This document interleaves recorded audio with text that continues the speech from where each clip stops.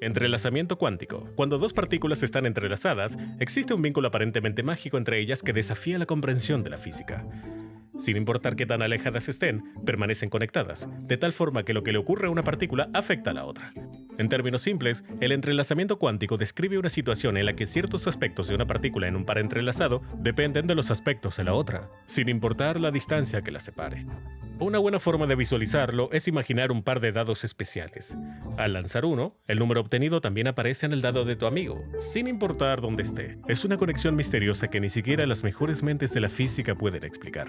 Esto desafía todo lo que la ciencia conoce sobre el espacio y el tiempo, pero ocurre de manera natural en nuestro mundo, entre átomos de seres vivos o incluso en objetos inanimados. Superposición cuántica.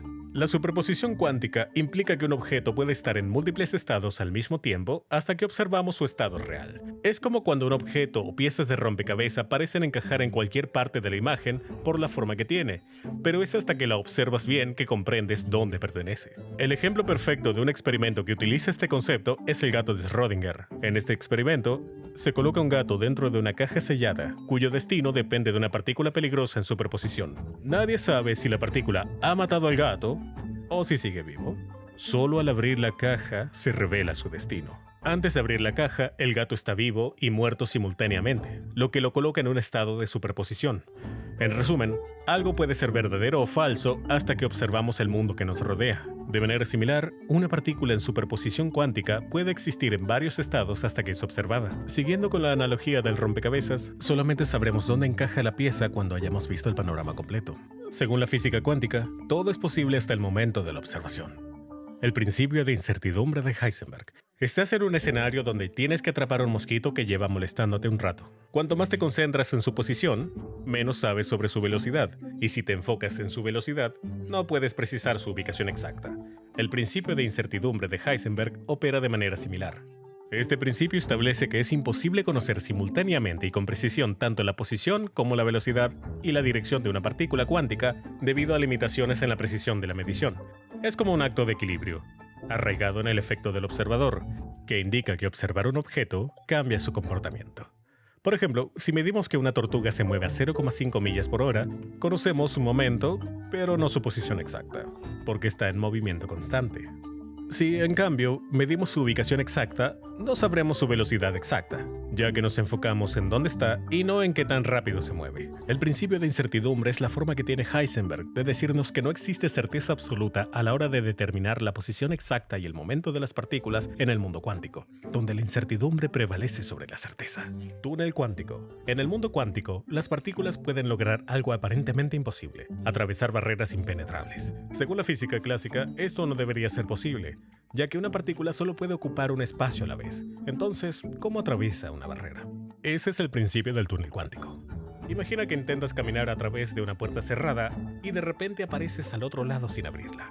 No es que hayas encontrado un pasadizo secreto, simplemente sucedió. De manera similar, las partículas no necesitan un pasaje oculto para atravesar barreras, pero el mundo cuántico nos dice que estas partículas tienen una habilidad de teletransportación única que les permite hacer algo que parece imposible. Es como si el universo les dijera: oigan, les doy la capacidad de colarse a través de muros, aunque parezcan imposibles de atravesar.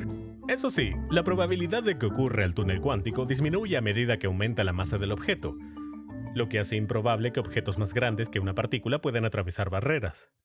El tema es menos probable que ocurra el túnel cuántico mientras mayor sea la masa del objeto, lo que hace improbable que objetos más grandes que una partícula puedan atravesar dichas barreras. Así que quizás quieras olvidarte de la teletransportación porque es improbable que ocurra pronto. Computación cuántica. Los ordenadores convencionales funcionan con un principio binario. Pueden estar encendidos o apagados. Ahora, imagina un ordenador cuántico que tiene superpoderes y puede estar encendido, apagado o ambos al mismo tiempo. Esa es la base de la computación cuántica. En el mundo convencional, los ordenadores trabajan con bits que solo pueden ser 0 o 1. En cambio, en el mundo cuántico, los ordenadores usan bits cuánticos, o qubits, que gracias a la superposición cuántica, pueden existir en múltiples estados al mismo tiempo. Esto significa que un qubit puede ser 0, 1 o ambos a la vez. La superposición permite a los ordenadores cuánticos procesar información mucho más rápido que los ordenadores convencionales. Pueden realizar múltiples tareas simultáneamente y explorar diversas rutas hasta encontrar una solución a los problemas más complejos. Por supuesto, los ordenadores cuánticos utilizan la mecánica cuántica para resolver problemas que incluso los superordenadores no son capaces. El experimento de la doble rendija. Este experimento se puede explicar de la siguiente forma. Tienes un pequeño cañón que dispara canicas a través de una rendija, que tiene una pared detrás. Según la física clásica, deberían aparecer dos bandas en la pared, ya que las canicas se dividen y atraviesan las rendijas. Sin embargo, el experimento de la doble rendija produce un resultado diferente. En este experimento, los patrones de interferencia que solo pueden ser exhibidos por ondas aparecerán en la pared detrás de las rendijas cuando las partículas se disparen a través de rendijas dobles. Pero, ¿cómo es esto posible? Si recreas el experimento utilizando el ejemplo de las canicas, obtendrás dos bandas en la pared. Sin embargo, para las partículas, las ondulaciones aparecerán como si las partículas se comportaran como ondas en lugar de bolas sólidas. El experimento de la doble rendija sugiere que las partículas tienen una naturaleza dual en el sentido que pueden ser sólidas o actuar como ondas, pero el truco aquí es que las partículas solo exhiben este comportamiento cuando se disparan a través de las rendijas. Es como si un mago hiciera el viejo truco dentro de las rendijas y cambiara las partículas en ondas. Este experimento muestra que las cosas en el mundo cuántico no siempre se comportan como les dice la física cuántica.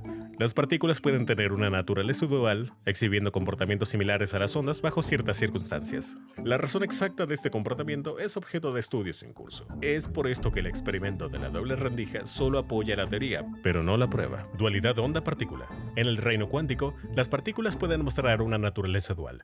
Cuando se observan, se comportan como partículas, pero si no se observan, exhiben propiedades de ondas como patrones de interferencia.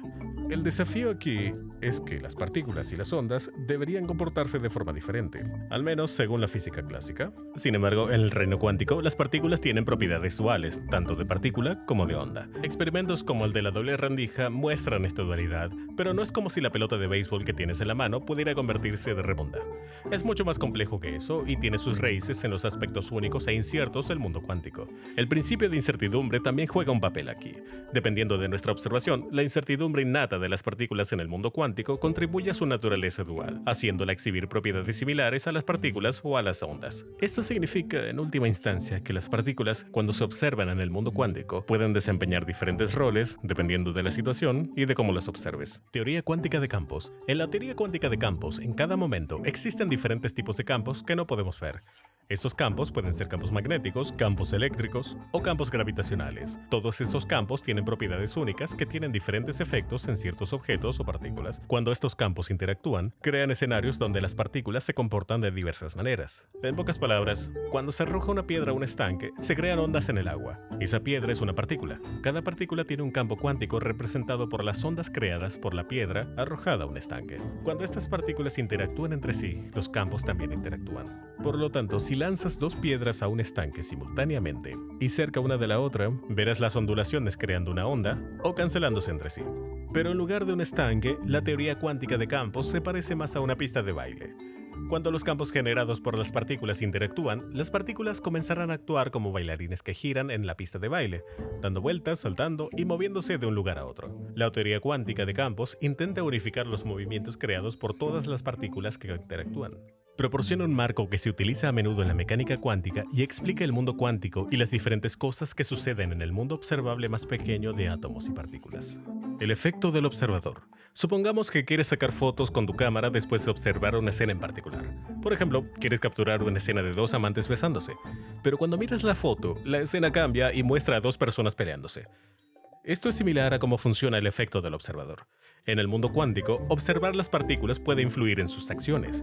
Por un lado, en el mundo cotidiano, observar las cosas por lo que son no cambia su naturaleza ni lo que están haciendo. Pero en la física cuántica, las partículas son lo suficientemente tímidas como para cambiar su comportamiento cuando saben que las están observando. Es como si alguien fuera invisible solo cuando otra persona lo está mirando. Se supone comúnmente que la observación es un acto neutral que no cambia el resultado de un experimento ni ningún fenómeno observable. Una casa siempre estará ardiendo si observas las llamas convirtiendo en la madera en ceniza.